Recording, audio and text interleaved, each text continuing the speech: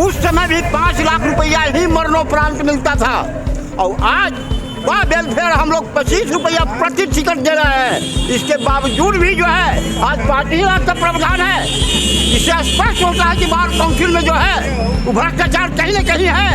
और जैसा कि हमारे मनन मिश्रा होश में आओ, होश में आओ, होश में आओ, मनन मिश्रा होश में आओ, होश में आओ, होश में आओ, हमारी मांगे पूरी करो, पूरी करो, पूरी करो, वकील का लाइसेंस कैंसिल करने का धमकी बंद करो, बंद करो, बंद करो, गोवा घूमना बंद करो, बंद करो, बंद करो, गोवा घूमना बंद करो। जिंदाबाद, जिंदाबाद, जिंदाबाद, अधिवक्ताओं को बराबर धमकी देते हैं कि जो फातिमा के साथ रहेगा उसका लाइसेंस कैंसिल हो जाएगा, उस पर प्रोसीडिंग चल जाएगा, ये बंद करें।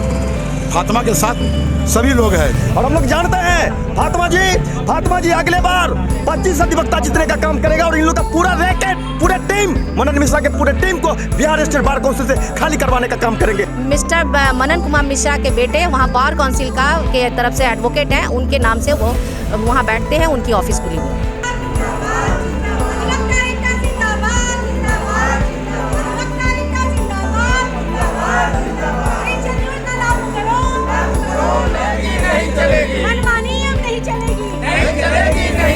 ईसी चलाने की धमकी नहीं चलेगी, नहीं चलेगी, नहीं चलेगी, ईसी चलाने की धमकी नहीं चलेगी, नहीं चलेगी, नहीं चलेगी। काउंसिल के सदस्य हैं और मैं बतौर सदस्य बहुत सारी इरेगुलरिटी को मैंने देखा, मिस एप्रोप्रिएशन को देखा, वकीलों के हित में काम नहीं हुआ, उसके लिए मैंने आवाज़ उठाया। तो मेरी आवाज़ को बंद की जा रही है। मुझे कहा जा रहा है कि अगर आपको अच्छा नहीं लगता है तो आप रिज़ाइन दीजिए। तो मुझे वकील भाइयों ने चुन के भेजा है, पूरे बिहार से भेजा है और मैं अपनी आवाज़ को बुलंद करके पूछना चाहूँगी कि अगर मैंने वकीलों के इंटरेस्ट में आवाज़ उठाया है तो क्या ये गलत है? सवाल ये है कि मेडिक्लेम, डेथ क्लेम क्यों नहीं दिया जा रहा? 2 साल पहले इन्हांस करने की बात की गई थी कि 1 लाख की राशि को बढ़ा के 2 लाख किया जाएगा, 2 लाख की राशि को 5 लाख किया जाएगा, 15 लाख किया जाएगा। तो ये अब कब होगा? ये करोड़ों का जो ये लोग अपने आपस में बंदर बाट कर रहे हैं, घोटाले पे लगातार किए जा रहे हैं। जो बिल्डिंग कभी बनी नहीं उसके नाम पे करोड़ों रुपए का उगाही की जा चुकी है, बिल बनाया जा चुका है। और जो लिफ्ट कभी बनी नहीं है उसके नाम पे भी करोड़ों रुपए उगाही हो चुकी है और वकीलों के लिए कुछ भी कोई व्यवस्था नहीं है। तो इस पे मैं आवाज़ उठाती हूँ। तो ये कहा जाता है कि आपका इनरोलमेंट कैंसिल होगा। इस पर्पज से न्याय यात्रा मैं निकालने जा रही हूँ। देखिए, आज जो हम लोग यहाँ पे धरना प्रदर्शन कर रहे हैं, मैं बिहार स्टेट बार काउंसिल की इलेक्टेड मेंबर हूँ।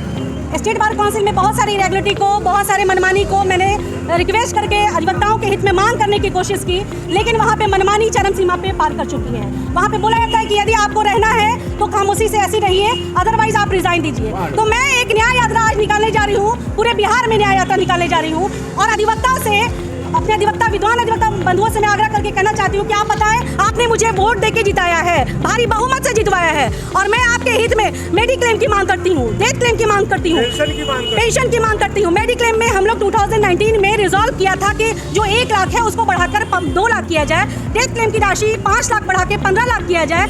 रिजॉल्व हो गया, लेकिन अभी तक वो लागू नहीं हुआ।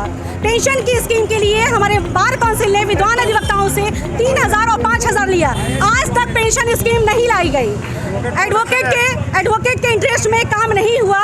तो मैंने ये रिक्वेस्ट किया कि सर, अगर आप उन लोगों का कहना कि मैं पैसा वापस कर दूंगा, तो जब मेरा ये रिक्वेस्ट है कि जब इंश्योरेंस कंपनी कोई भी पॉलिसी देती है, कंडीशन को फुलफिल करती है, तो उसको रिजल्ट देती है, ना कि पैसे वापस करती है। तो आपने 3000 या 5000 बिहार के अधिवक्ताओं से लिया, तो बुजुर्गों को पेंशन दीजिए।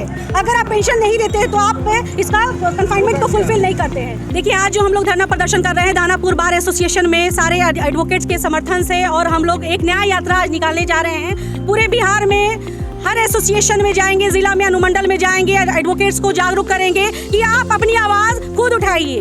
आपकी आवाज़ कोई नहीं उठाएगा, आपको अपनी आवाज़ खुद बननी पड़ेगी। क्योंकि बिहार स्टेट बार काउंसिल में मनमानी करने की आदत हो गई है। बतौर मैं सदस्य, being a member of Bihar state bar council, मैंने बहुत सारी चीज़ें, अनियमितता को उजागर करने का काम किया है। विद एविडेंस आरटीआई की रिपोर्ट के मुताबिक जो बार काउंसिल में मनमानी अब तक चली आ रही है, इसके खिलाफ मैं आवाज़ उठा रही हूँ। तो मुझे धमकी दी जाती है कि आपका एनरोलमेंट कैंसिल होगा, आप पे डीसी चलाई जाएगी। तो मुझे न्याय और न्यायालय पे भरोसा है, बार काउंसिल और बार काउंसिल ऑफ इंडिया पे भरोसा नहीं है। इसलिए न्याय पाने के लिए मैं आगे तक जाऊंगी और बिहार स्टेट बार काउंसिल की मनमानी को बंद करने के लिए पूरी भरसक प्रयास करूंगी। अधिवक्ताओं के बीच में जाकर के सब लोगों को फैक्ट से अवगत कराऊंगी और सारे बिहार के एडवोकेट्स वो निर्णय लेंगे कि मैं सही हूँ या गलत हूँ। अगर बार काउंसिल की ऑडिट 2006 से लेकर अब तक पेंडिंग नहीं रहती तो मेरी आवाज ये नहीं उठती। अगर एडवोकेट्स का मेडिक्लेम डेथ क्लेम पेंडिंग नहीं होता तो मैं आवाज नहीं उठाती। अगर मेंबर्स बेहिसाब पैसे का बिल नहीं बनाते तो मैं अपनी आवाज नहीं उठाती। अगर मेंबर्स हवाई की बातें ना करते, हवाई यात्रा ना करते तो मैं आवाज नहीं उठाती। आज हमारे एडवोकेट्स बीमार पड़े रहते हैं, कोई पूछने वाला नहीं। उस समय भी 5 लाख रुपया ही मरणोपरांत मिलता था और आज वह वेलफेयर हम लोग 25 रुपया प्रति टिकट दे रहे हैं। इसके बावजूद भी जो है आज पार्टी राज का प्रावधान है। इससे स्पष्ट होता है कि बार काउंसिल में जो है वो भ्रष्टाचार कहीं न कहीं है। और जैसा कि हमारे बार काउंसिल के मेंबर आत्मा जी ने कहा कि 15 लाख रुपये का पास करके शायद भेजा गया है, लेकिन अभी तक क्यों वो नहीं लागू किया जा रहा है। दूसरी बात कि जब 25 रुपया जब बढ़ाए रुपया में भी 5 ही लाख और 25 रुपया प्रति टिकट होने पर भी 5 ही लाख दिया जाएगा, ये कहाँ का न्याय है। इससे स्पष्ट होता है इनके फातिमा जी के भाषण को हम समर्थन करते हैं और स्पष्ट हो रहा स्पष्ट है कि इससे भ्रष्टाचार जो है कई बार काउंसिल में व्याप्त है और हम लोग इस भ्रष्टाचार को नहीं होने देंगे। इसे यथाशीघ्र दूर किया जाए। मैं एडवोकेट फातिमा के साथ हूँ। एडवोकेट फातिमा ने जो क्रांति का बिंगुल फूकी है वो बहुत ही अग्रगण्य है एवं महत्वाकांक्षी है। ये अधिवक्ताओं की मांग है। फातिमा का कोई अपना स्पेसिफिक डिमांड नहीं है और मैं उनके साथ हूँ और जितनी भी मांग इन्होंने मांगा है सभी मांग बार काउंसिल के चेयरमैन को देना पड़ेगा, चाहे BCI हो या बिहार स्टेट बार काउंसिल हो।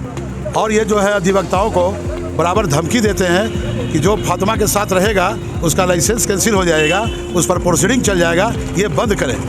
फातिमा के साथ सभी लोग हैं, जितने भी अधिवक्ताएँ हैं, जितना भी अधिवक्ता है, लेडीज हो या जेंट्स हो, सब उनके साथ है और कोई किसी से कम नहीं है। अब कानून जो है सर्वोपरि है, इसलिए किसी का लाइसेंस कैंसिल करना ये BCI के चेयरमैन के बस की बाहर की चीज़ है। वो खुद जो है केस छोड़ के भागने वाले हैं। आज तक कभी न्यायालय में तो कभी उनको हम प्रैक्टिस करते देखा ही नहीं है और मतलब कम से कम लगातार टेन्योर से वो BCI के चेयरमैन है। कैसे वो बन जाते हैं BCI के चेयरमैन, कौन बना देता है, ये भी सोचना पड़ेगा।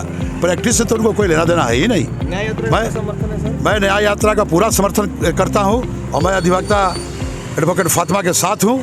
और हम लोग का जो न्याय यात्रा का मेन है कि जो एडवोकेट्स मर गए हैं, डेथ क्लेम है और प्लस और सब वगैरह वगैरह बहुत सा है। फातिमा का सिविल एजेंडा है, इन्होंने रीट भी फाइल किया है और आगे भी पटना उच्च न्यायालय में रीट फाइल होगा। और हम लोग अधिवक्तागण जो है बार काउंसिल का मेंबर शहनाज फातिमा के साथ पहले भी थे, आज भी है। इसलिए इनके साथ रहने वाले अधिवक्ता को डराने का काम नहीं किया जाए, ये हमारा करबद्ध प्रार्थना है BCI के चेयरमैन में। शहनाज फातिमा जी के साथ युवा अधिवक्ता हम लोग आए हैं। जैसा कि आप पता ही है सब लोगों को कि शहनाज फातिमा जी युवा अधिवक्ता के हक और हकूक़ की लड़ाई लड़ रहे हैं। लड़ेंगे भी क्यों नहीं, इनको सब लोगों ने चुनाव जिता के भेजा गया है। और एक अकेली महिला जो उस 25 के भीड़ में, हम भी बिहार स्टेट बार काउंसिल के चुनाव लड़े थे और किस तरीके से इन लोग का एक टीम कहा जाए या रैकेट भी कहा जाए और जिस तरह से काम करते हैं, उनके साथ नहीं आए तो इनको डराने का काम करते हैं कि लाइसेंस रद्द कर देंगे और कई तरह के कार्रवाई करने की धमकी देते हैं। तो हम लोग फातिमा जी के साथ आए हैं, ये ना घबराए। ऐसे कई हजारों युवा अधिवक्ता आज रोड पर है, उनको बैठने की जगह नहीं है क्योंकि उनके पिताजी यहाँ सीनियर अधिवक्ता नहीं है। ऐसे सवाल को लेकर साथ आया है और लड़ाई लड़ेंगे। और मनन मिश्रा के जो खास करके उनके टीम के लोग हैं, आप वो शांत हो जाए। हम जैसे लोग आए हैं फातिमा जी के साथ। हम लोग पटना विश्वविद्यालय, पटना विधि महाविद्यालय के छात्र हैं और पूरे पटना विधि महाविद्यालय के छात्र जो वहाँ से एडवोकेट और बार काउंसिल में इनरोल रहे हैं, हम लोग लाइसेंस युवा अधिवक्ता हैं, इनके साथ आए हैं। और ऐसे परिवारवाद का हम लोग खात्मा करके रहेंगे। और ये तो अभी अंगराई है, हम फातिमा जी को जब भी जरूरत पड़ेगा, पूरे बिहार के युवा अधिवक्ता इनके साथ है। मेरा एडवोकेट ऑफ JSD काउंसिल, हम इन्हीं लोग के खिलाफ बना है, किस तरह से ठगने का काम करता है। तो हम खास करके इस प्रेस कॉन्फ्रेंस के माध्यम से, न्याय यात्रा के माध्यम से उन अधिवक्ता को कह देना चाहता हूँ क्या आपका परिवारवाद का फातिमा खत्म करके रहेगी? ये निकल गई है। हम लोग भी चुनाव लड़े हैं और हम लोग जानते हैं फातिमा जी अगले बार 25 अधिवक्ता जितने का काम करेगा और इन लोग का पूरा रैकेट, पूरे टीम, मनन मिश्रा के पूरे टीम को बिहार स्टेट बार काउंसिल से खाली करवाने का काम करेंगे। चुप बैठने वाले से नहीं है। पूरी तरह से न्याय यात्रा में पूरे बिहार के 151 मंडल में समर्थन है। एडवोकेट ऑफ JSD काउंसिल जो सेक्शन 8 कंपनी एक्ट के तहत रजिस्टर्ड है, हम युवा अधिवक्ता का ख्याल भी रखेंगे, उनको काम करने का मौका भी देंगे। बहुत सही मांगा और डरा रहे हैं। ठीक है, आप लाइसेंस रद्द कर दीजिएगा, सड़क पे नहीं डरा सकते हैं। हम लोग लड़ेंगे और इनके अत्याचार के खिलाफ हम लोग दूसरे को इंसाफ दिलाते हैं और हमें इंसाफ लेने के लिए हम जिनको चयन करके भेजते हैं और वो आवाज बनती है तो उनको डराते हैं। तो ये कहाँ का इंसाफ है? इसलिए न्याय यात्रा निकाला गया। मेरा नाम डॉक्टर सुमंत राय है। समर्थन करते हैं सिविल से लेकर पूरा बिहार के अधिवक्ताओं के द्वारा इनको समर्थन मिल रहा है और विश्वास और जो इस फातिमा को डराने की धमकी देता है वो अपने खुद डर जाएंगे और एक दिन यहाँ से उनको छोड़कर भागने पड़ेगा, क्योंकि न्याय यात्रा में हो सकती है सब लोग का समर्थन कि first come and first serve. जो पहले पैसा जमा करेगा उसको वो चेंबर मिलेगा। बाई चांस मैं पहली कैंडिडेट थी जिसको मैंने पैसा जमा किया था, लेकिन जब मैं वहाँ पर गई अपना चेंबर के अलॉटमेंट का बाकी क्राइटेरिया फुलफिल करने के लिए, तो पता चला कि मेरे से पहले 12 लोगों का रिसीट कट चुका है। जब पता किए कि इसका पेमेंट कहाँ आया है तो पता चला कि इनका पेमेंट कहीं आया ही नहीं है। ये लोग रसीद रात में ही काट चुके थे। और ये जो था कि पेपर में पब्लिकेशन होगा, वो पेपर का भी पब्लिकेशन किस जगह पे हुआ किसी को पता नहीं है। ये उन्हीं को पता था, सिर्फ जो बार काउंसिल के मेंबर थे। बाई चांस मुझे भी पता चल गया तो मैंने इसके लिए ऑब्जेक्शन किया। तो मेरा नंबर 4 नंबर पे बहुत लड़ाई झगड़ा किए, बहुत सेक्रेटरी को कही, सब कुछ कही। तब एक मीटिंग करके इन लोगों ने मेरा 4 नंबर पे रिसीट काटा कि 4थे नंबर पे आपका रहेगा। लेकिन बाद में मेरी ही वजह से और भी वकील जो थे वो इस बात को उठाए कि भाई वो लोग भी पहले पैसा जमा किए हैं, फिर उनको क्यों नहीं मिलना चाहिए। वो 13 मेंबर सिर्फ मेंबरों का ही के लोग ही उसको उनके नाम से अलॉट हो रहा था। जब मैंने ये बात उठाई तो अंत में ये पूरा क्या नाम है टेंडर ही कैंसिल कर दिया गया। किसी एडवोकेट को चेंबर नहीं मिला और अल्टीमेटली वो चेंबर का उपयोग बार काउंसिल अपने ऑफिस के लिए और प्लस मिस्टर मनन कुमार मिश्रा के बेटे वहाँ बार काउंसिल के तरफ से एडवोकेट हैं, उनके नाम से वो वहाँ बैठते हैं, उनकी ऑफिस खुली हुई है। जो फातिमा जी आवाज़ उठा रही है, जेन्युइन आवाज़ है? बहुत ही जेन्युइन आवाज़ है। इस आवाज़ को बुलंद करना चाहिए।